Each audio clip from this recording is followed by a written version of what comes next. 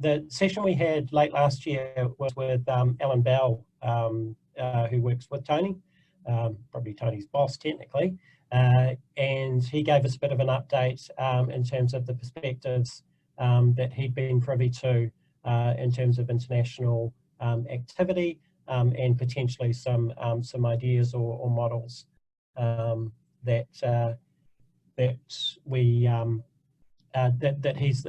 he's seen. I just see we've got a question here for Tony about sharing a glossary for all those acronyms. I think that is part of the roadmap. Okay, there is some discussion about building a glossary, which we really do need to get out, so we're all talking the same language, or at least understand the terms we're using. So anyway, springing out of that international perspectives from Alan's talk was the idea that we could perhaps tap into some of the communities, some of the member organisations who are involved in digital identity in New Zealand, who do have an international perspective. And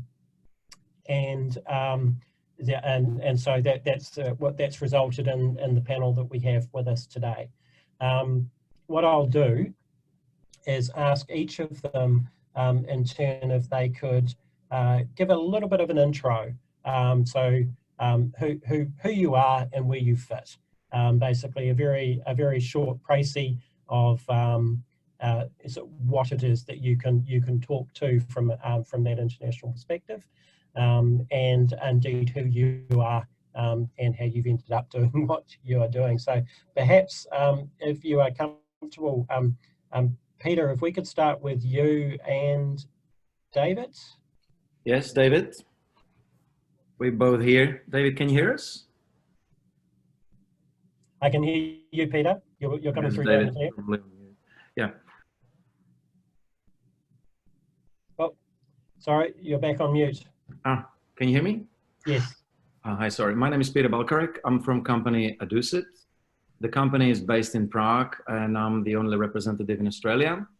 I guess my role would be, say, business development manager. What we do worldwide with our team, we attend a lot of conferences. We're dealing with a lot of governments in different stages, not just in Europe. And we're monitoring the state of digitization of each of these governments. And we took it in perspective from world development as well as our product perspective. And we try to find, I would say, reasonable solution for them. And that's one of the key things that Alan Bell mentioned in his last presentation, that New Zealand is in to find a reasonable solution that's going to be convenient for people and secure enough for government and public sector. And we strongly agree with the approach that New Zealand has, where you have things like this, for example, where the government is discussing with other commercial subjects how it's going to look, how it's going to shape. And we think it's better approach than, for example, Australia, where sort of DTA, as you know, locked themselves in a room and come up with the TDIF. But a lot of companies don't agree with it. So sort of today should be an interesting discussion about how does the government and commercial world and users fit together and what it takes to find a reasonable solution for all. Excellent. Cool. It's a nice introduction there, Peter. And we'll come back, obviously, as questions come through. So perhaps if we can hand over to another David Henstock from Visa, if you could give a quick update from your perspective. You can never have too many Davids, is what I always say. That is true. Thank you for having me. So my name is David Henstock. I'm in our global product team at Visa, and I'm responsible for identity and authentication products. I would say, one way that Visa is looking at the space is from, I'd say there's two ways. So really from a payments perspective up, and then from kind of an identity down. And I think from, to the extent that we can draw a strong case for how identity really helps improve and drive out fraud and bad actors out of our payments ecosystem, then I think there's a, we can layer up and build, towards a future that can really do all the things that we think digital identity can do. So I'm pretty excited to be in the space. I've been at Visa about 10 years. I spent a lot of time on the B2B side of the business, building products in that area, and really got into identity through one of the products that we built that was for high value cross-border payments. We're focusing on, business identity was really the challenge, and that brought me into blockchain and identity more broadly, and now really thrilled to be focused on this full time. Excellent. Thank you, David. That's a nice introduction. And last, and definitely not least, we have Diane Joyce. Thank you, Andrew. Hi, I'm definitely a proud Kiwi, although I've been UK-based for a number of years. I've worked in identity in the private and public sector for about 14 years now. And I worked for one of the identity providers in the gov.uk Verify program from its inception in 2011, which will probably surprise some of you that it started so early before it really got going. So what I can do is share some of the private sector learnings from gov.uk Verify and maybe give a little bit of insight into how we think that should morph. I'm really a technologist at heart, so I like to think that what I do is champion a safe and frictionless digital experience, and for everyone, not just for the masses. So as part of that, I'm on the Women in Identity Executive. We're a not-for-profit organisation focusing on ensuring digital identity systems are built for everyone, by everyone. So our key focuses are diversity and inclusion in our ecosystem to make it better. We're all volunteers in Women in Identity, but we've got a great bunch of people who are really excited about making a change. We're really committed to diversity. We want to champion a more diverse workforce. We want it to be inclusive to everyone. So it's not just about women, it's about absolutely everyone, and to help them work and advance in the identity industry. Particularly, we want to reduce the bias and develop identity solutions that do work for everyone. We have a plethora of systems at the moment that work for the top of the bell curve. We need to do better. So we want to be a catalyst for change by providing thought leadership, research, education. And we're speaking at a lot of industry events, not just digital identity events, but also other consumer electronics events to get that message out there. So that's what Women in Identity is about, and I'm very excited to be part of it. Excellent. Thank you so much, Diane. What we'll do also as part of this, just conscious in terms of follow-up. So as I mentioned earlier, this is recorded, so you can come back and listen to watch this session again. What we'll also do is send out some information if there's any particular items of follow-up. I know there's a couple of questions came through to Tony in terms of a glossary and those sort of things. And indeed what Diane's talking about with Women in Identity, we've got some information that we can share with you on there, and also website details, those sort of things, although Google will find it for you if you're looking for Women in Identity. So yeah, more than happy if there's any particular requests in terms of that follow-up, we can include that, and we'll send an email out indeed with both the link to the recording, but also any follow-up information for people as well. So I guess with that background, and there's some, there's a whole bunch of questions that are already firing off in my head based on what Peter, Diane, and David have said. And I believe, do we have the other David as well? Yes, I'm here. Thank you, Andrew. If I may just jump in very quickly, I apologize for the trouble with the technology and the patience, of course. I think Peter summed it up fairly well. Just to introduce myself on my behalf, in ADUCID, as mentioned, Peter mentioned, we are based in Prague, and I'm in charge of our business activities, mainly in the EU market. I think the one thing that I would like to add on to what Peter said is that to me, this is a very, very interesting panel. I'm very interested to hear on the perspectives that are sort of being discussed in New Zealand, but also since the panel and is quite diverse in other parts of the world.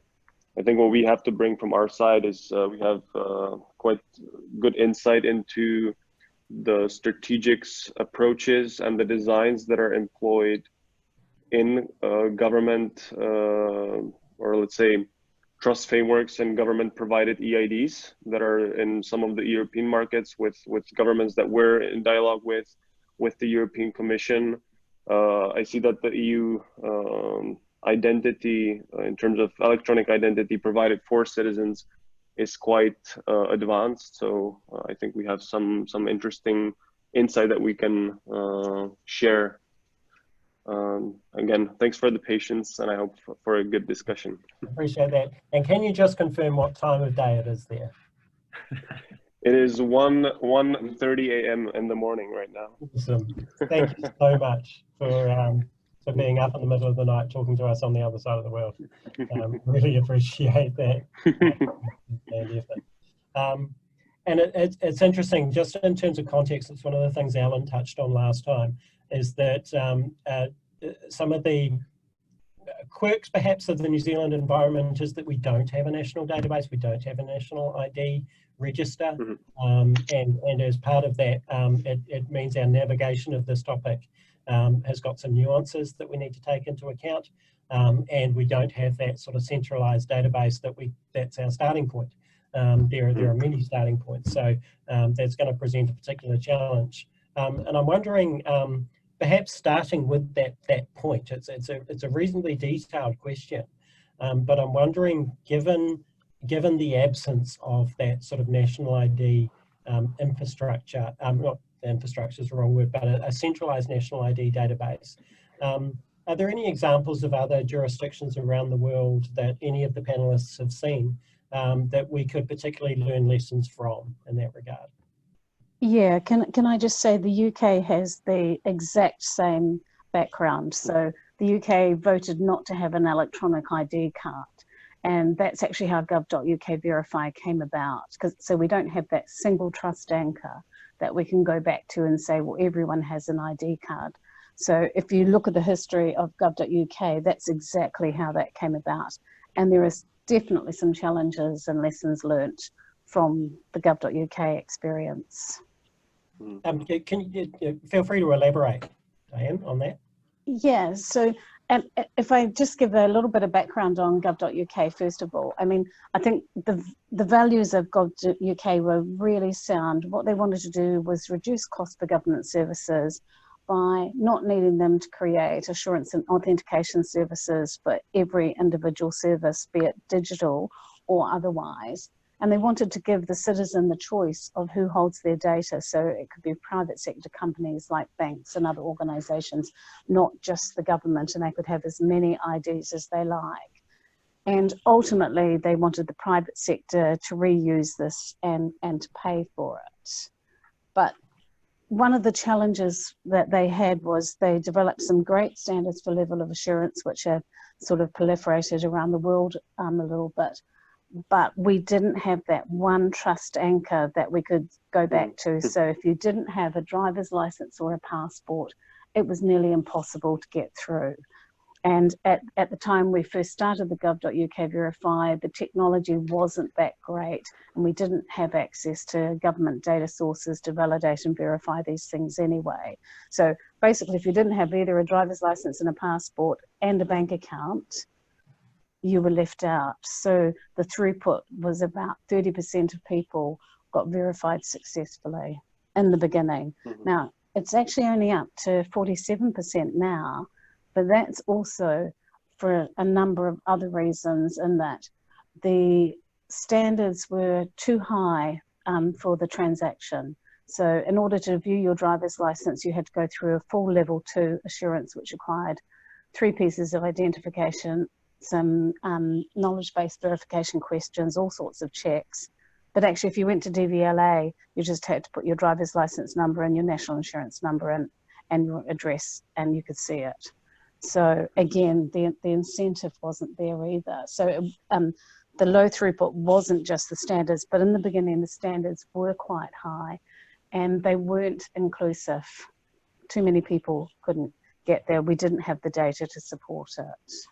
Cool, cool. And there's, yeah, absolutely some lessons there that we need to be conscious of as we start implementation of this here.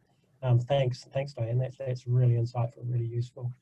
I'm wondering, David, Henstock, from a visa perspective, what have you observed in similar types of jurisdiction where we don't have that centralized view? Well, I mean, the U.S. is a classic example. We have a Social Security number, which is a paper card that you get issued at some point in your life, and we're seeing just a huge growth in synthetic fraud because we have no electronic system that you can query against to validate whether or not you belong to the Social Security number. So the synthetic ID fraud numbers are on the rise significantly. There is work in place to build out an electronic system through our Social Security Administration to provide that lookup, but it's a real problem. The states are moving to all issue kind of a new driver's license standard, the Real ID, but again, there's no acceptance points for those, and it's a brand new identification that's being rolled out, and certainly not everyone has an identity. So it's a real challenge, and the private sector has stepped in to provide, to fill in the gaps, but it's imperfect at best. It's sounding a little bit, dare I say it, Wild West, David. It is a little Wild West. I mean, to be, one of the vectors of fraud is they take Social Security numbers for children and build identities based on these real numbers. So I have 2 kids, and it's on my to-do list to actually I have to mail a physical copy and a letter of those identities into the credit bureaus to freeze their credit until they're 18, and that's I should have done it already, but it's on my list to do. So if I haven't done it, then who else is making the time and effort to go through that step to really prevent that? But we shouldn't be asking our our citizens to be able to be forced to take those those actions to protect their own identity. Indeed, yeah, cool. All right, Peter and David from. Sorry, quick one. I think that the whole problem with just entering some numbers is worldwide. I'll give you a quick example from Australia. We have 2 neobanks just started. I set up accounts in both of them just to test it. Neobank is a bank that doesn't have any standard branch office. You open a bank account and you verify online. And it's as bad as you can imagine. All they want you to enter is a driver's license number without any verification. So if I see anyone's driver's license number popping from their pocket in a pub, all I need is that, and I can set up a bank account and I can happily launder money. This needs to be linked with some document verification. And today's age with technologies like Jumio, Green ID, GBG ID scan can be easily combined into single-step verification, initial verification of government-issued document, if it's a driver's license or if it's a passport. Even if you don't have national database of citizens, you can easily recognize government-issued document, and only based on that, combined with biometric, say, facial verification, that person saying that his driver's license is actually holding the license, that can be done in a couple of minutes, and it's pretty cost-effective and can be combined with future method of authentication. Cool. All right, thank you. Can I just add, the challenge there is the access to government data. So that's one of the big challenges. So in the UK, we can do that with the passports. We can rip the chip and get the photo and do the visual verification. So we can absolutely do that, but we don't know whether that passport's been stolen at any time. We also, with the driver's licenses, we can't do that because there is no chip to rip. So that, I think that's one of the challenges. When gov.uk Verify, we were lucky to be able to go back to driver's license and passport and pass the details just to find out a yes or no, are these valid documents? Have they been revoked? Are there any problems with it? As just part of validating without the verification. The verification can be quite difficult. And yeah, all the new Jumios, etc., are really excellent at doing that. It puts that friction into the customer journey as well that we need to look at as well. So we need to be able to make it as slick as possible. Mm. I'm just wondering, there's a couple of questions in the chat coming through around driver's license in particular being clearly an age restricted function, and also non-drivers, the old, perhaps people with certain physical challenges as well. So it comes back to your point around involuntary exclusion, I guess, Diane, and some of those stats you were quoting in terms of the UK experience, which obviously were very low. Now, and perhaps I don't know if any jurisdiction is doing this well. If there are, please feel free to comment. If not, what would your opinion? What do you think a way through this is for us to design systems that don't exclude because you're not a driver, or don't exclude because you haven't travelled internationally? Okay, can I answer that first? I think we need to get away from always needing some sort of government issued document. In the UK, unlike New Zealand, Australia, and the States, not everyone drives. And I live in central London, so there's an awful lot of people without driver's licenses there, and most of them now have passports. But I think we need to move from it having to be based on government documents to maybe more of a vouching system, which would allow those who are outside the digital footprint also to start to get onto the ladder as well. So my doctor could, for example, vouch that I'm 18. They could also probably vouch for my address, or my postal people can vouch for my address. There's a lot of vouching that we can do instead of having to have these government documents, and look at a number of aspects to bring it in, instead of, you know, maybe having standards that say you need 3 pieces of this, maybe 5 pieces of something else is actually better. It's a little like we've moved from authentication where we had 1, 2 to, well, actually multiple authentication at multiple times is the new answer. So I think for inclusion, we have to be moving to that, and particularly when we do get into those who are not necessarily in the digital world or don't have the technology to be able to do everything that mainstream can do easily. Cool. David, what have you seen in this regard? Sorry, Henstock, from a visa perspective, in terms of that vouching, the non-government issued process for validating that someone is who they say they are? You know, I would say what we hear the most, and Visa has a pretty active government relations team, is there's just a lot of discussion like we're having today, is from countries that don't have a digital ID system, like what, you know, can Visa help recommend a path forward? Like what should they do? What's the end state? How do they bring, you know, the unbanked into, you know, into the modern economies? And so I think, you know, what these kinds of discussions can bring is you know, a playbook of options that can help advise and direct governments into how, you know, what other countries have done this successfully, what were the pitfalls, so that we can learn and improve our efforts as we go along. You know, I think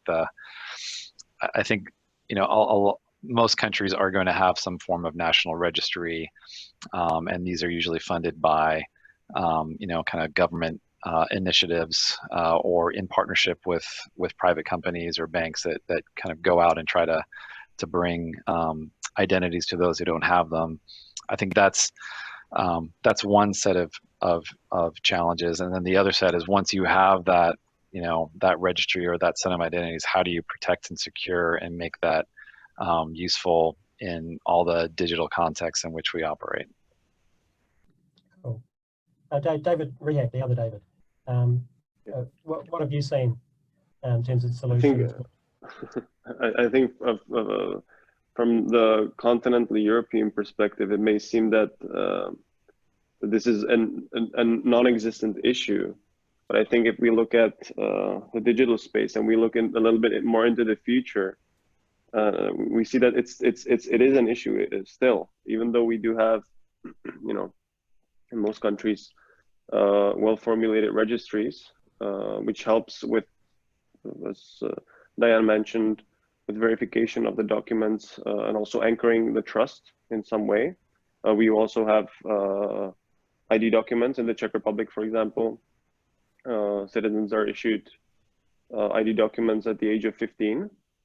But then there's also the other group. How do you cross this to other scenarios that are perhaps not even applicable, not applicable?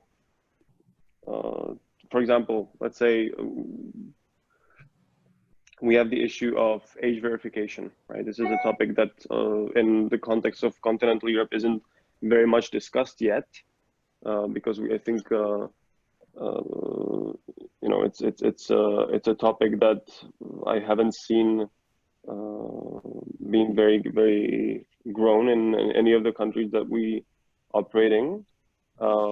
But it's an important one that needs to be addressed, and the best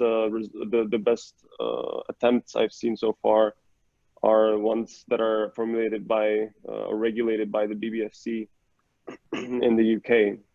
But still, it's a system that I'm not sure if I see this being implemented and working in real life scenarios.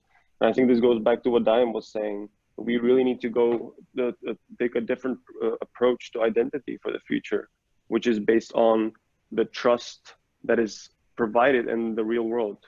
So if there are schools and there are relationships that teachers have with their students, and they're able to proclaim and attest to some, even let's say some attributes of a student identity, which we work with quite regularly in the real world, we need to somehow be able to transfer that to the digital space as well. And this goes for education, it goes for healthcare. And I think having a more inclusive system where there are, let's say, you know, you can approach this in different ways, but there are, let's say, multiple identity providers that are somehow stacking on to building trust in the user identity is the way forward. It's interesting. Somebody has actually asked a question there around a clarification, really. Is credential stacking, the term credential stacking, synonymous in this context? Are we talking about the same thing? With unique ID, is that what you mean? No, with the vouching concept that we're talking about, the non-government issued verification. Well, it's a matter of, you know, you've got different identity attributes that have been verified by different by methods that have different levels of trust, let's say, and this somehow falls into the context that is required by the other party, right? Cool. Either by the user or the other party. Diane, would you consider credential stacking synonymous? I would actually, because I guess that's what I'm saying, you can triangulate from a number of credentials to get the answer you need for each specific use case. So if you had all my educational credentials, you know, I have a degree in this, I've done this, I've been here, I've done all sorts of things. And if you could triangulate that with my work, and I'm a big fan of the verifiable credentials where if I can get a university to attest that as a user, I should be able to use that anyway, anytime I like. And for those that are not digitally able, then we need to have some sort of public source where they can give a code to give that credential to the bank, to whoever wants to see it at that time as a one-time code. So yes, absolutely. Stack up all my credentials, because that starts to build up a picture of me, but I decide which ones I give to the people asking. I don't have to give them all, and I don't give any data. I literally just say, this university says Diane has a postgraduate degree. You don't need my name, my address, my date of birth, or anything like that. You just know that you trust the university. You can go back and verify the university, and therefore that's all you need to know. Excellent. Cool. Thanks, Peter. And maybe one sort of side note to this is that I think it's a question of how that's done technically. You know, this can be sort of stacked up if we somehow visualize it. But I don't think that's necessarily the only way that this can be done. I think the idea that there are multiple, let's say, trust anchors and multiple identity providers in a sense that are maybe to some extent even managing our data is in some context maybe the right approach. But that's perhaps a question for another discussion. Can I just say, I totally agree with that. It's my choice who manages which of my credentials, and they don't have to all be in one place. I absolutely agree with that. Yes, the technology is starting to evolve for that, but we're not there yet. That's where I think we're going, though. Yeah. Yeah, just a quick one to Diane. Originally, when she mentioned about the inclusion, say living in central London, not having passport, and if you don't have a driver's license, don't you have a problem starting a new bank account in the real life, even if you turn up as a person without driver's license and without passport? How do you prove that you are who you are? It is very difficult if you don't own a home. We have a lot of unbanked. There are services for those who are on welfare. There's basic bankings provided by our welfare department at the post office, for example. They have a card account for those who couldn't bank anywhere else. Other banks are doing basic banking accounts for people that are unable to prove themselves. And to me, this is the start of their credentials. Hey, I've had a basic bank account for a year. Okay. So yeah, it's very difficult. So the problem exists in both worlds, in the real world and the digital world as well. I think what we're talking about, the inclusion, like any digital identity ecosystem is voluntarily, like people still should be able to turn up to the bank in person instead of doing it online. The same thing should be for like onboarding into the digital identity ecosystem. We must give multiple options, obviously person in person, option number one, most secure. And these should be a different level assurance, allowing people to access services based on how well they were identified. Second option should be, say, this biometric document onboarding, government issued onboarding, and there should be other options, say, over the phone, contact center, etc. I believe that New Zealand is part of the research. You have a groups and you try to create solution for every community involved, if they have a computer or not. And I think that's the right way to have multiple methods of onboarding available for citizens. Another thing that we touched upon was the age verification. Another issue is that sometimes people want to be anonymous, and the digital ecosystem needs to allow for the anonymous identity as well. For example, if you're going to purchase tobacco or alcohol, or you want to access adult server, you just only want to prove you are over 18, but nobody needs to know what you look like and where do you live. So these are the things for future to consider as well. That comes back to the point Diane made about being in control of the credentials. Yes. And what you're yes. verifying. I wonder if there's a couple of questions both in the Q&A and in the chat that relate to two aspects of this, and I'd like to cover both of them. One is about risk. So if we take a form of identity which is not, we tend to treat the government issued identity as the gold standard, if you like. Indeed, the government does, because it makes the rules in a way. But if we choose to use a different form of vouching or verification, how do we manage risk in that environment, and what does that look like? The second question relates to privacy, which is a different one. So I suggest we cover those two separately. But first, if we could perhaps get a few of your comments on the risk and how you manage the risk in an environment where we're using the credential stacking or a different form. David, Henstock, can we start with you there? You mentioned risk, so I'll pick on you. I mean, I think at the end of the day, you know, this is you're getting a risk score or identity score. I mean, even if you're doing this face to face, I was looking at a Kenyan national ID earlier today, and the picture quality is terrible on the. So you know, the gentleman was saying, look, this, you know, this could be anyone. You know, you go into a bar and compare it to me, like, how are you supposed to know? So you know, even by the human eye, there's a, you know, you're scoring that transaction whether you think you are or not. So I think, you know, as we've been talking about this credential stacking, multiple sources of verifiable data, I mean, that's the path to mitigate the risk, and providing, you know, the more sources of verifiable data will lead to a higher score and a more certified identity.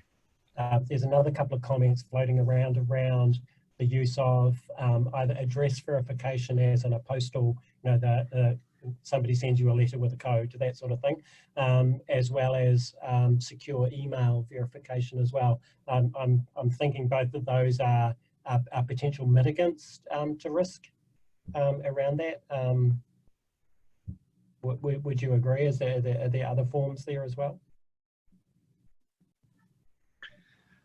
I mean, I think your government ID is likely not going to be your most recent address. So it could be your utility company or your mobile phone, or, you know, your property taxes. So, you know, finding those sources of data that are, you know, that have the most up-to-date data, and, you know, as a user, I can consent to decide which of these sources I want to trust for what purposes, and share them with the relying parties as, you know, as I decide. So I think, you know, that's how I see this coming together. Cool. Diane, what are your thoughts on managing risk in this environment? I think I agree with David. I think we're triangulating credentials from a number of different sources to mitigate the risk. So we don't just rely on a driver's license with an address on it, because in the UK, we have an address on our driver's license, but who really remembers to update their driver's license at £60 every time they move address, particularly if you move addresses a lot, your license tends to be a little out of date. And unless you can go back to the government source and verify that in real time every time, I think it has limited value. So I think by looking at the types of credentials you need, again, and it's based on the risk of the transaction. If it's a $5 transaction, you'll probably take a risk and have lower credentialing for it. But if you're picking up a £1 million lottery, you're probably going to want a little bit to know a little bit more. You're probably going to want to verify their date of birth, their address, some more information about them. So again, like all risk-based engines, you step it up as you do things. And I think we also need to look at, it's not just the credentials that the consumer provides. We have things like behavioral biometrics now that, to me, are risk mitigation as well. Are you on the same phone? Are you on the same device? Have you come to the same branch? Do the staff recognize you? Are you behaving in a normal way? So there's an awful lot that we can do for the adaptive authentication to lower the risk as well. So yeah, but I would agree with David. We need to look at multiple sources, but I'm a great fan of the frictionless. Only do enough for what the customer needs. At the end of the day, the customer really doesn't want a digital identity. They want to buy the shoes. Yeah. So that's what they want. Peter, you had your hand up. One more thing that David mentioned before, didn't call it what it is social proofing. There are technologies allowing social proofing. I think the concept is similar to, say, Australian Justice of Peace. Say, a lawyer that is appointed by government as a trusted person goes and verifies your document or your signature that you are signing the document, or someone that knows you for longer than a certain time can say that you are who you are and that they signed the document or government form, for example, for immigration. I've been through this process. Some technologies allow for that. So imagine, say, for example, from bank's point of view, if you have a verified user that was verified by using government certified document and is fully accredited, you know, with all the right attributes, address, date of birth, driver's license, would you be trusting him to using certain technology, for example, to prove that that person is who he is? And would it add any value? It's a good question. Why not? Is there a space for social proofing? Yes, I think that's an element of what Diane. Another example. Definitely. School kids want to access TokTok, right? They are 12 years old. They have no ID. Can someone say, for example, can the teacher prove that they are under the age and they will only be able to access certain under 18 content on App Store or Netflix, for example? Parents at home can social proof their kids. They can scan a QR code on the screen and they can watch program up to 15, for example, in line with BBFC guidelines, things like that. Definitely. I think that's what the vouching is. But what I think you have to look at is whoever's doing the vouching has to have gone through some reasonably strong identity proofing, so that I don't just come along and scan the QR code for your kids and say, go ahead. But absolutely, that's the idea of having people in trust, like teachers, like doctors, like social workers, like care workers, even providing they've elevated themselves to a level of assurance that, you know, we're sure they are who they say they are and that they authenticate at the time that they do the vouching. I think that's what the vouching is about, and it gets us away from this paper struggle.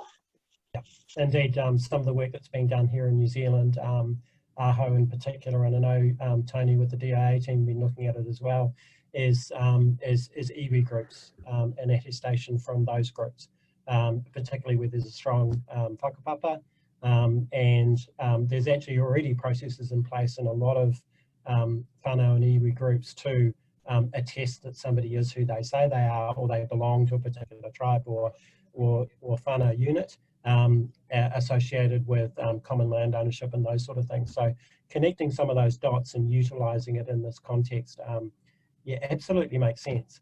I'm wondering if we pivot, because we've talked a lot about the ability to verify that sort of dynamic, fluid, adaptive authentication, which itself requires elements of data associated with them. We talked about device IDs, potentially there's this vouching concept as well. The flip side of that is privacy. So how do we maintain privacy in what is undoubtedly a data-rich environment, and there's a lot of flows going through? What sort of privacy challenges are we dealing with, and how can we overcome them? What have you seen in your travels that could potentially assist us in that part of the equation? Diane, I'm going to go to you. Oh, thank you. I think that is one of the big challenges. So if we want to use adaptive authentication, then we are gathering data from your device about all of these things. The question is, how do we establish normal behavior for you without having to store all of that data and having it accessible in many ways? I don't know that I necessarily have the answer, but what I do think is that the consumers at the moment probably aren't concerned about this, because they tend to use internet browsers that hoover up all their data, and for every purchase they do, they're prepared to give a lot of data. People download apps that, you know, as a cyber person, I'm like, oh, you can't download that app because it's doing this, it's doing this. Oh yeah, but I like it and it does this for me. So I don't know that I have the answer, but I also think it's partially about trust. So if you trust me to look after your credentials, then you probably trust me to look after your biometric data as well, and very much the right to be forgotten, so that if I don't trust you anymore, that I can delete it all, that it's gone. And we don't really have that at the moment with some of the big enterprises. You know, Gmail scans my email, and even though I say I don't want ads based on my email, they seem to be appearing anyway. So not quite sure how that works. So I don't really have the answer, but to me, when we get around maybe to verifiable credentials and how we do interoperability, that's a big question for me on how that gets done. Maybe someone else has a better answer than I have. What's Visa's view on privacy, David? I mean, I mean, we're probably one of the most conservative companies when it comes to that. From my perspective, I think identity and privacy are two sides of the same coin. So I see these data protection initiatives as a way for identity to become, more pervasive in the world. I mean, it seems like it can't get any worse than it is now with, I have no idea where my PI data is, where it's gone. I have absolutely no control over it. So, if you start to rein this in and have, access to control of your verified data and maybe credentials that can simplify and force the consent, or also these data protection rights are a real problem for our merchants, because they, that's something else they have to do. So if identity can take away the need for me to store your driver's license, I just need to know whether you're over 25. If you're renting a car, great. I mean, that's one less piece of information that needs to be shared and exchanged and managed and forgotten. Cool, thanks. The other David, what's your view on solving the privacy challenge? This is a very large topic. I mean, I think the first thing that because we touched upon things like data and how users sort of digital identity footprint is left in their activities on the internet, and I think this sort of lies out of the scope of this discussion, because not all data is credentials, right? We're really, I think the goal should be so that these digital identity frameworks that are trying to make a better user experience and enhance security for users do not create more privacy issues and protect the privacy in the process as much as possible. But the topic of where's my data is sort of a little outside of the scope of this, I believe, at least. Okay. And then there's the question of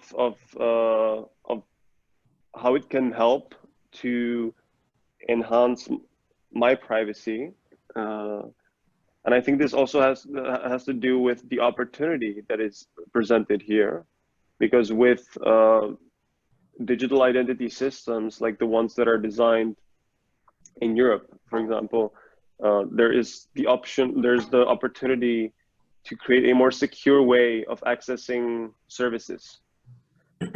Because let's face it, one of the most used authentication method today still is the username and password. And if we're talking about the systems that are employed in Europe, most of them are device-based, so that you have at least some connection with the user is aware when his identity has been tampered with at some level, if there's some hardware-based checks, for example.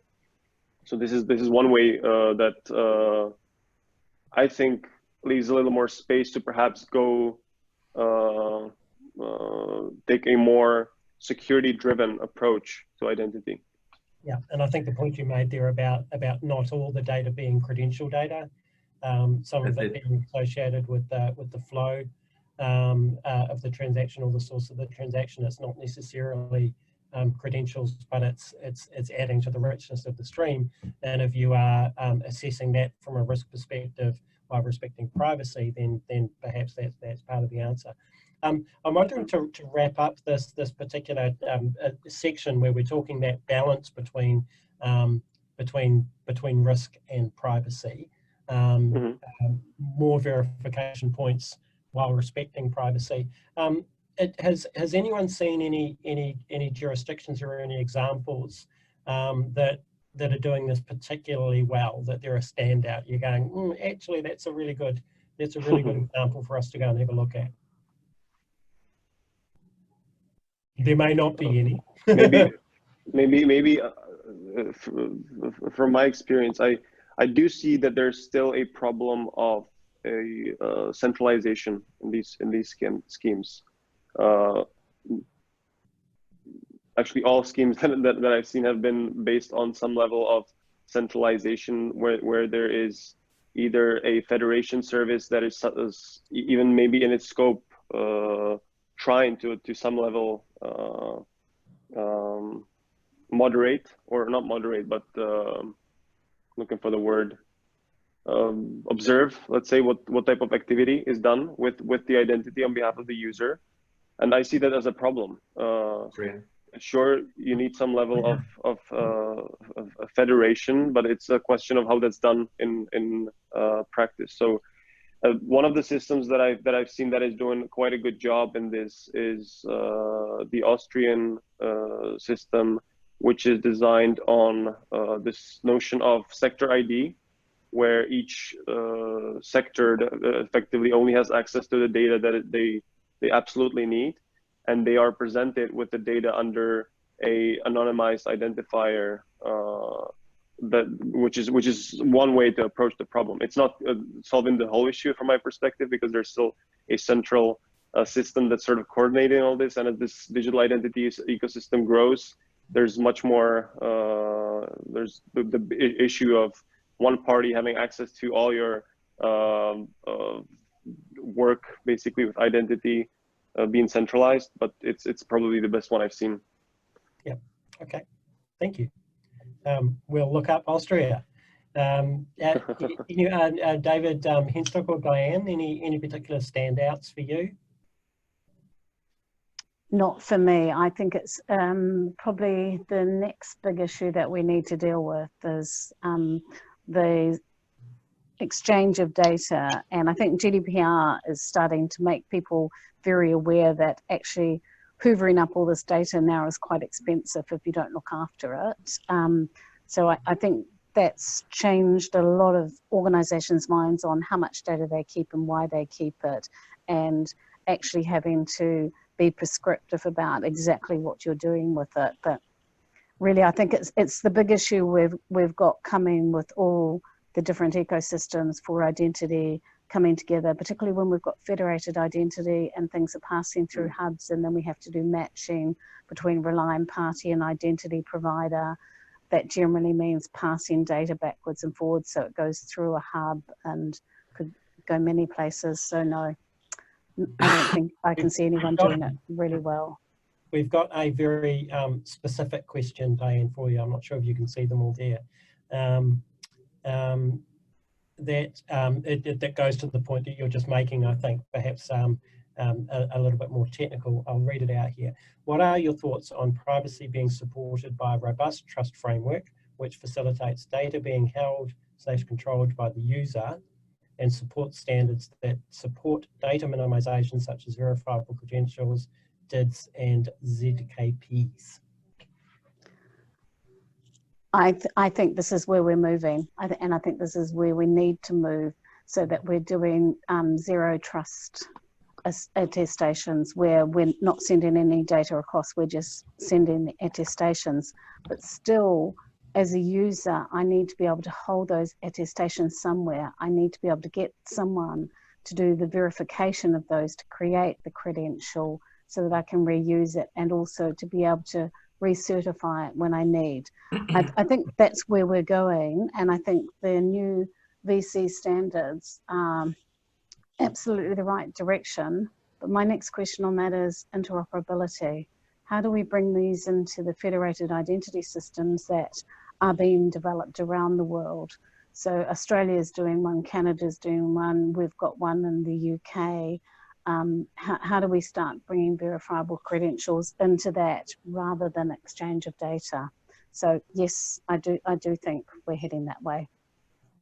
Okay, but clearly a lot of work to do, because it's the interoperability part of that. We know it's there to solve, but what you're suggesting is you haven't seen any good examples where it actually has been solved yet.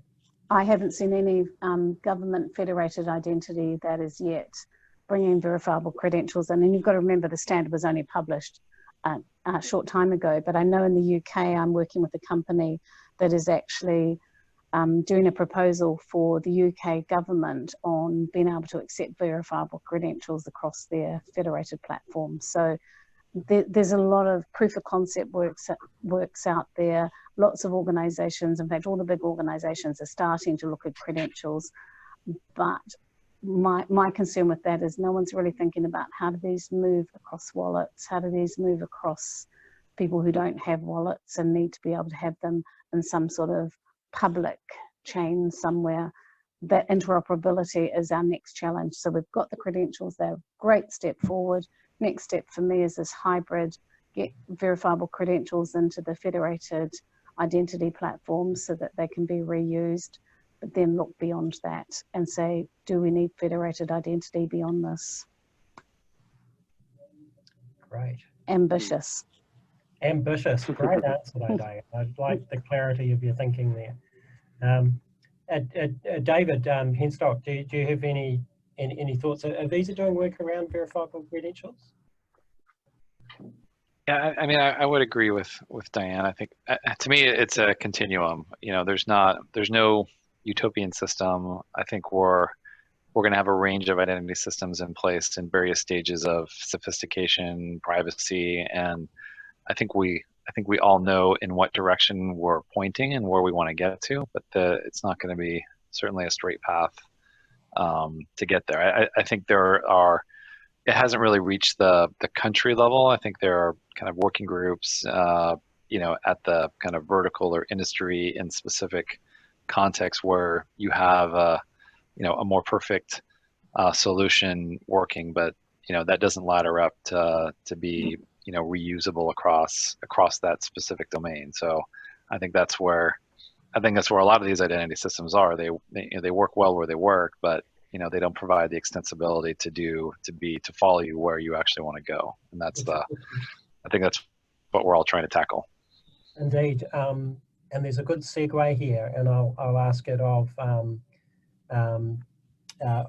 Peter and David Rihak first. What does critical mass look like? There's a comment came up in the chat around this. What do we need? What sort of percentages, what sort of numbers, what sort of approach do we need in order to build critical mass to get these not just the systems and the interoperability, but the practices and the penetration in place? What do you guys think about that? Well, I think you know, looking at some of the projects, there definitely is, at least again, mostly in Europe, there is a tendency where, I mean, first of all, there definitely needs to be a strong support of the legislation. There needs to be some transparent and simple formulation of assurance levels and some trust anchors that are actually applicable in the context. I guess that definitely is the basis. But in terms of the projects and themselves, the key thing is having the critical players involved strategically. I think what we've seen in countries like Norway, Sweden, Estonia, or Denmark is that there is a critical role of either the government with a very clear strategic vision and plan of implementing e-services, and the same for banking. You know, in all these countries, bank identity at some level. I mean, the example of Estonia, where it's the identity is provided virtually by a third party that is co-owned by one of the largest Swedish banks and Telia, actually. So their stake in this is very high, and this is definitely an issue. Getting the key players into the process and having the right motivation is absolutely key. I think the Czech Republic, from this regard, is probably one of the worst examples of the way the identity system should be designed, because there is an expectation that identity providers will provision identity to users for their own business goals, let's say, but from the government point of view, there's no financial incentive for them to actually do so. Right? Yeah. And so this is a way, of course, that isn't going to work. So, but there's you know, and the other thing that that is absolutely vital is having a consensus in terms of the technology that's being used. I think you know, there's sometimes this approach that is attempting to make let's say make the availability of different technologies more open and more versatile, and in practice this, from my perspective, doesn't work. I understand the goal of this, but in practice you end up having identity providers that have different approaches. It's very difficult to coordinate, and from the projects that we see that are successful, it's usually a platform that is coordinated somehow technologically centrally, and then there perhaps are identity providers that are taking the role of identity verification and provisioning of the actual identity to the users, but it's not tied with the technology. Okay. Peter, I wonder if I could ask, how do you think EIDAS could play in this role? For those that don't know, EIDAS is a pan-European initiative that allows digital authentication services across Europe. Do you think they have a lead role in starting this ecosystem? So at the moment, they've got very much a federated approach, with each of the hubs being able to talk to each of the hubs. So I could use my UK credentials in Germany, Germany could use their German credentials in the UK. Do you think that's where EIDAS could be the starting point for this sort of interoperability? You mean in, well, probably not in the context of New Zealand, because there is an issue with the EIDAS is very much not open to cooperating with countries outside of the EU. That is one of the issues that is currently being addressed. But in terms of the framework design, I was thinking more the model. The model. In terms of the model, there are. I think there are some strong parts, of course. Of course, you know, some of the ecosystems that I was referring to started way before EIDAS. And so this is sort of a way to enhance the interoperability to some extent. The problem I see is that it's only focused on e-government, and that's something that perhaps sort of doesn't again, the incentives do not give a strong enough of a push, but it is a way to go forward. I think that's a good point, the eGov. There are some issues with interoperability in terms of how the identifiers are, in terms of how to actually work with identities over time, and being able to identify the users technically. So I think that maybe technically the inspiration isn't quite there yet, but in terms of the design of EIDAS itself, I think it's a good approach. Yes. Thanks. David, I wonder if you've got any thoughts on the critical mass question. Yeah, I think the what Peter was saying was the schemes that have really gotten traction are the ones, and I think where there's 30 countries in the EU who are building a national ID scheme, or 30 who have them. There's 11 more building them, and of those, like 22 have critical mass over 50%. So I think that's a watermark.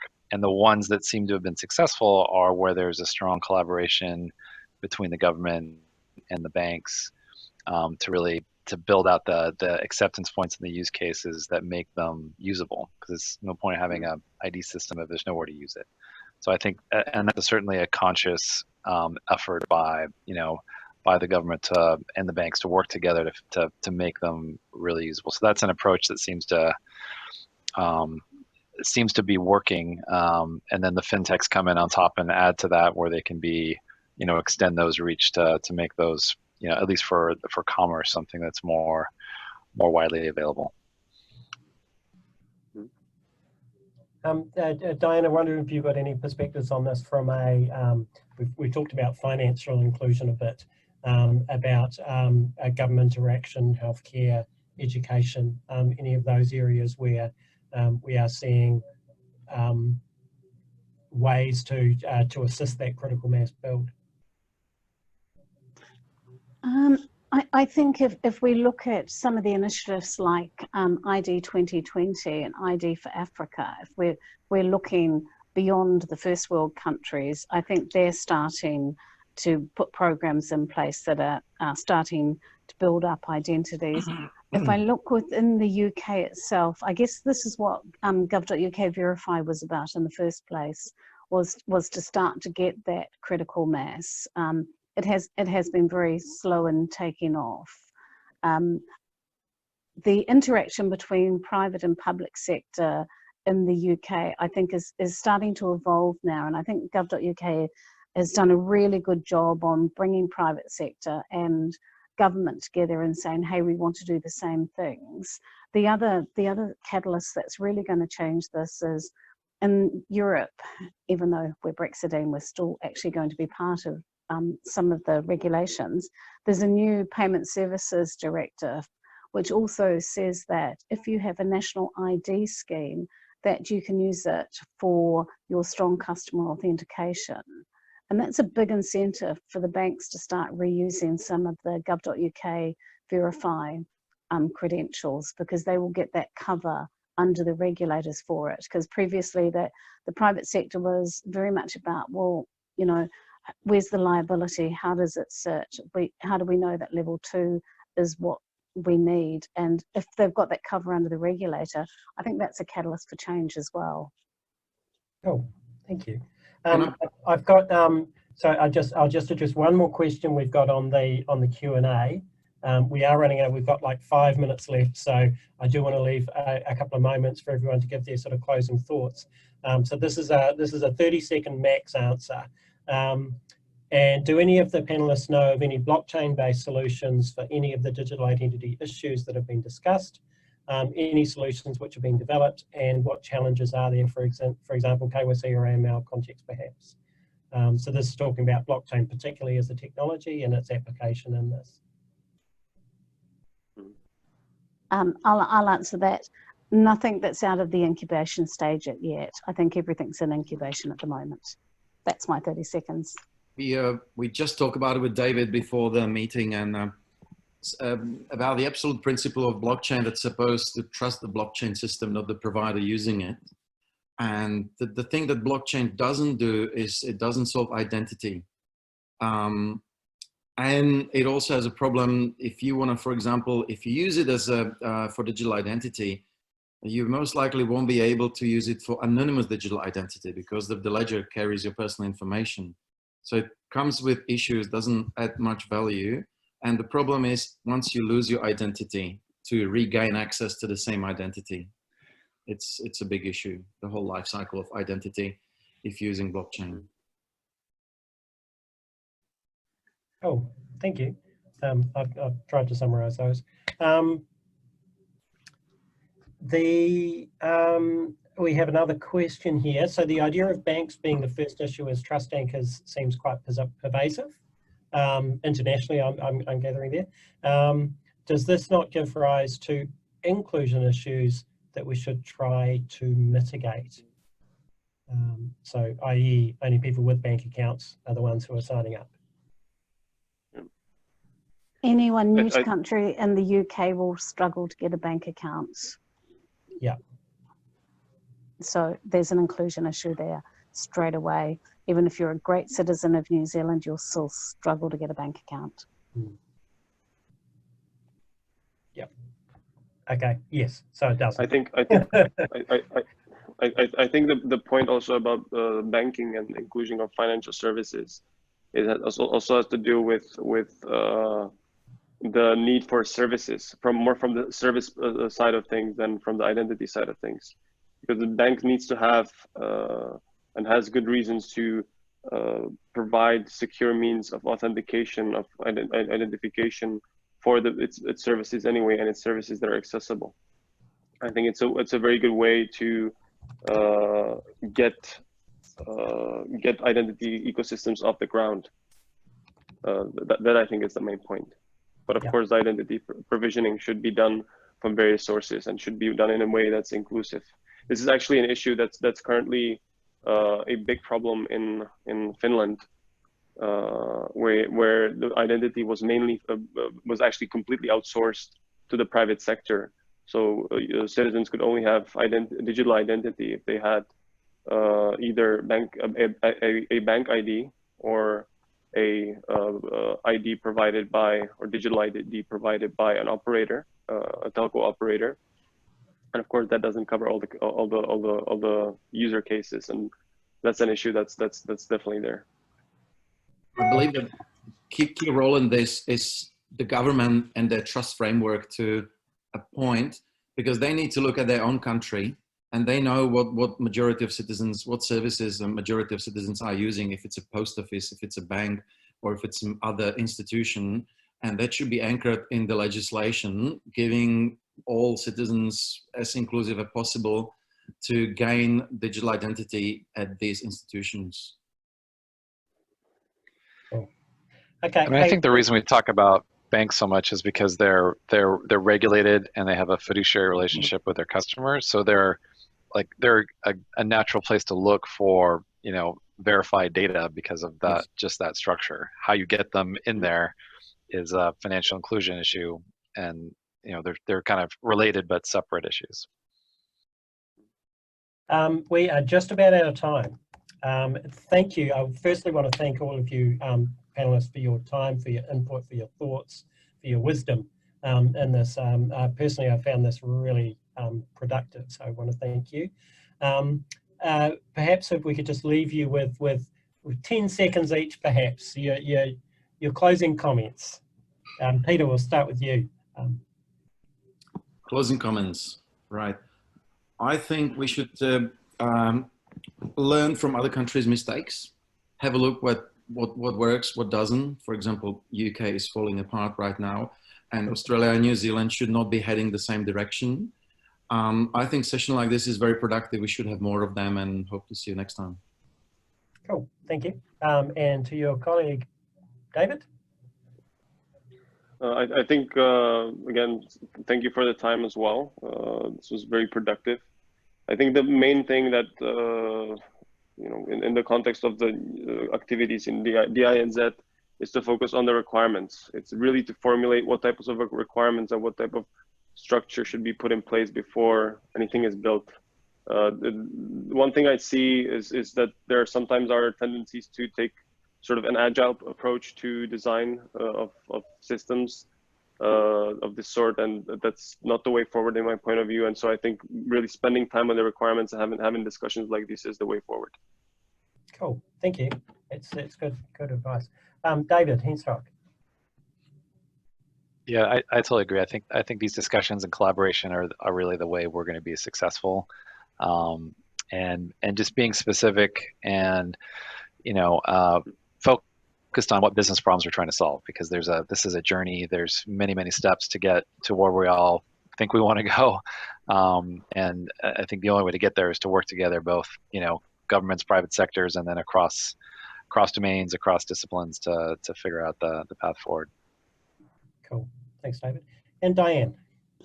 I have to totally agree with everyone. I think discussion is definitely the way to raise some of these things. I think there are a lot of lessons to be learned, particularly from gov.uk Verify for New Zealand, also from Canada and Australia. Both have been doing trust frameworks as well.